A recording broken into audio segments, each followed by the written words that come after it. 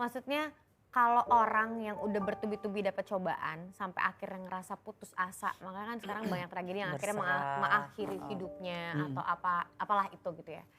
Ketika kita doa sudah mau menyerah sampai akhirnya tidak tahu lagi mau berdoa apa, itu gimana tuh, Bib? Maksudnya apa yang harus biar orang-orang itu tetap mau gitu loh berdoa lagi sama Udah putus asa banget lah, utang, dijerat utang, segala macam hal yang kayaknya dunia nih kejam banget ke gua nih. Doa pun juga nyerah, itu gimana?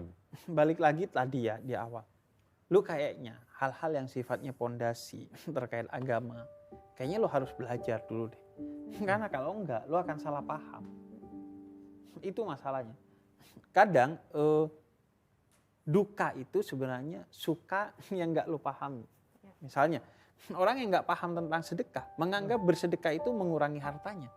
Tapi orang yang paham, dia akan suka dengan sedekah karena dia tahu akan dikembalikan berkali-kali lipat. Akan menjadi keindahan. Jadi keluar duit duka tuh bagi orang yang nggak paham. Tapi orang yang paham itu suka. Makanya dia nggak nganggap keluar duit. Justru ini cara gue menjaga duit gue, investasi untuk akhirat gue. Sorry, dipotong dikit ya Bib, ini sebelum lupa. Dia sedekah, berarti dia mengharapkan balik lagi. Nggak itu apa-apa. Kan, itu pamrih dong. Bib, maksudnya, Nggak apa-apa, berarti lu nggak tulus dong. karena untuk Tuhan yang berjanji itu. Kecuali Tuhan tidak menjanjikan itu. Karena Terus Tuhan gini, bilang, ada gue juga bakal 10% balikin. Ntar lu belum, tadi kan belum 10% keluar tuh. penjelasan setelah itu, terus habis itu Bib. Iya, jadi setelah itu Tuhan ketika orang tuh sering kali, makanya dia harus perlu belajar pondasi-pondasi agama. Contohnya kayak yang Enzi bilang, Iya, karena kenapa gue banyak ujian? Cara Tuhan nyayangin lu dengan ujian kok.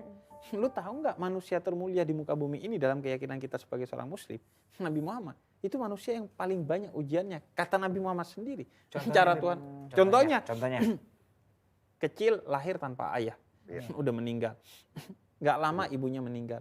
Diasuh oleh kakeknya, nggak lama kakeknya meninggal.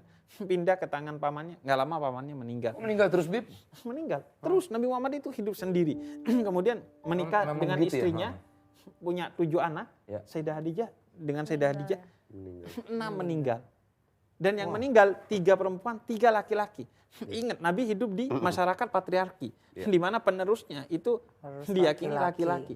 Diambil sama Allah, disisain 1. Ya.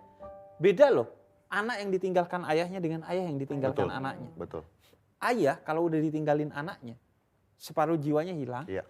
dan dia gak bisa hidup lagi. Kalaupun dia hidup tanpa jiwa. Iya. Kalau anak ditinggalin ayahnya masih bisa hidup, bahkan mungkin bahagia. Tapi kalau udah ayah ditinggalkan anaknya, Iya. beda. Iya. Nah, dan Nabi itu, iya.